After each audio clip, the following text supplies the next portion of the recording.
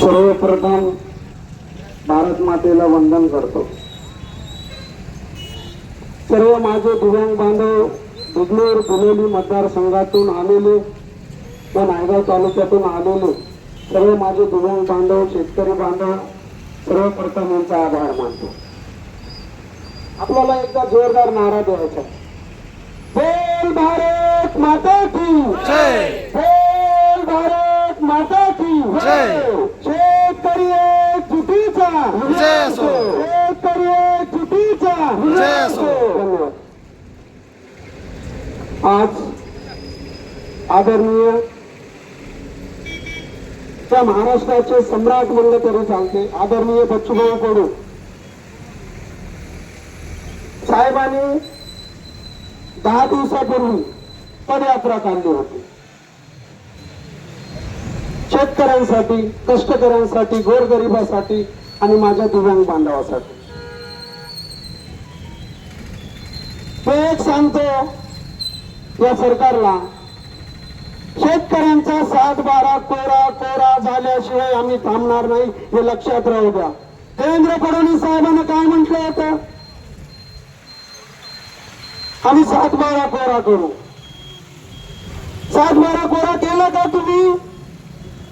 तुम्ही उद्योगपतीचा 7-12 कोरा करता, तुम्हाला लाज वाटली पाहिजे। 1 दाण्याचं 100 दाणे करतो माझा शेतकरी, त्याचं कर्ज माफ करत नाही तुम्ही, लाज वाटली पाहिजे, लाज थोडी। आज आम्ही देगलूर बिलोली मतदारसंघाचे आमदार, मी नाव घेत नाही कोणाचा, आज 2 महिन्यापूर्वी देवकोणी इथे माझा एक दिव्यांग बांधव कर्ज होतं म्हणून त्यांनी फाशी घेतली, त्यांचं आयुष्य संपवलं। त्या आमदारला वेळ भेटला नाही का त्याच्या घरी जाऊन भेटायला? हो, आपलं इथं देवकोणी इथं कल्याणकर किशोर आपण जाऊन भेटून आलो होतो सर, माहिती आहे ना तुम्हाला? तर तो माणूस केवळ आणि कर्जामुळे मेला। त्याच्यानंतर आमच्याच बिलोली तालुक्यामध्ये मिनकीमध्ये एका पोरानं मोबाईल मागितले होते बापाला, एका लहान मुलानं मोबाईल मागितले होते बापाला। तर बापाने म्हणलं, बाबा अरे आपल्या डोक्यावर कर्जाचं डोंगर आहे, या वर्षी कर्ज फिटू दे, जर सरकारला फिटू दिली तर जर 7-12 कोरा झाला तर तुला पुढच्या वर्षी बेटा मोबाईल घेऊन दे। त्या पोरानं ऐकलं नाही,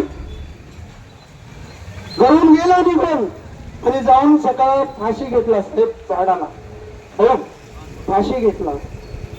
मग बापाने 7 वाजता सकाळी उठून शेताकडे गेले, पहाटेची वेळ होती। त्यांनी बघितलं माझा मुलगा जीवन संपवला, अरे मी त्यातून काय करू? त्यांनी पण आपलं आयुष्य संपवलं भाऊ। एका झाडाला बाप आणि मुलगा लटकले, त्यांचं आयुष्य संपवलं, त्यांचं घर आज रस्त्यावर आलं। तरी कोणी हे माईका लाल बघायला तयार नाही। 2-2-3-3 आत्महत्या होतात मतदारसंघामध्ये। तुम्हाला यासाठी निवडून दिले का? गोरगरिबांचा तुम्ही विचार करत नाही, कष्टकऱ्यांचा विचार करत नाही। आणि खास करून सांगतो तुम्हाला साहेब, देगलूर बिलोलीचे प्रतिनिधी करता तुम्ही। आज माझ्या दिव्यांग बांधवाचा 2 टर्म झालं, आमदार निधीतून 5% निधी वाटप करायचा होता, आतापर्यंत केला नाही तुम्ही। तुम्हाला लाज वाटली पाहिजे का? माझा दिव्यांग बांधव तुम्हाला दिसत नाही? केले का आमदारांनी 5% निधी वाटप? मॅडम केले का? शांता मॅडम केले का 5% निधी आमदार निधीतून खर्च? नाही केलं का? यांना माज आलाय, माज। त्यासाठी मला एकच म्हणायचं आहे, ते काय जास्त बोलणार नाही, बोलणारे भरपूर वक्ते आहेत। एकच आहे, जोपर्यंत शेतकऱ्याचा 7-12 कोरा होत नाही तोपर्यंत आम्ही असंच रस्त्यावर येऊ, हे मी सांगतो तुम्हाला। माझा शेतकरी बांधव जगला तर तुम्ही जगाल, आता सांगितलं होतं बाजावर साहेबांनी। जर शेतकरी पिकवणारा जगला नाही तर काय ढेकळं खाणार आहे का? बरोबर बाजावर तुम्ही बोलले, जर शेतकरीच पिकवलं नाही काय खाणार आहे लोक? पैसे खाऊन जगणार का घुस खाऊन जगणार? का आता त्याच्या पुढचं कोणच नाही भाऊ, वाईट वाटतं। त्यामुळे एकच सांगतो, माझ्या शेतकऱ्याचा सातबारा कोरा कोरा कोरा कोरा. जोपर्यंत माझ्या शेतकऱ्याचा सातबारा कोरा होत नाही तोपर्यंत आम्ही थांबत नाही. आणि फडणवीस साहेबांना आजच्या चक्का जाम मधून कळायला पाहिजे, परत आम्ही येणार आहोत 2 तारखेला मंत्रालयावर.